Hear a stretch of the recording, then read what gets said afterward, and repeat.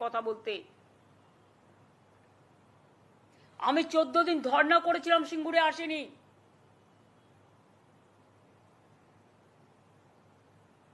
কিন্তু আমরা প্রথম দিন থেকেই চেষ্টা করে যাচ্ছি। We tried our best. এরপরে আশা করি জনগণ আমাকে ক্ষমা করবেন আমার এই কটি কথা বলার জন্য। আমাদের নামে আমাকে অনেক অসম্মান করা হয়েছে। আমাদের সরকারকে, মামাটি মানুষের সরকারকে অনেক অসম্মান করা হয়েছে, অনেক অপমান করা হয়েছে। সোশ্যাল নেটওয়ার্কে অনেক ভুল বোঝাবুঝি হয়েছে, অনেক কুৎসা অপপ্রচার হয়েছে, যারা সাধারণ মানুষ জানতেন না যে এর মধ্যে একটা কালার আছে।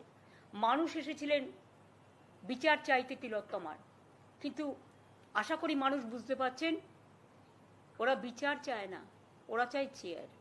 আমি মানুষের স্বার্থে এমনকি নিজে পদত্যাগ করতেও রাজি আছি। আমার মুখ্যমন্ত্রীর পদ চাই না, কিন্তু আমি চাই মানুষ বিচার পাক, তিলোত্তমা বিচার পাক, আর সাধারণ মানুষ চিকিৎসা পাক। আর তা না হলে কিন্তু আপনাদেরও যেমন আন্দোলন আছে, পরিবারগুলো যদি আমাদের কাছে কৈফিয়ত চাই, আমাদেরও তো কৈফিয়ত দিতে হবে। আমরা তার জন্য তৈরি থাকবো। অনেক অনেক ধন্যবাদ। নমস্কার।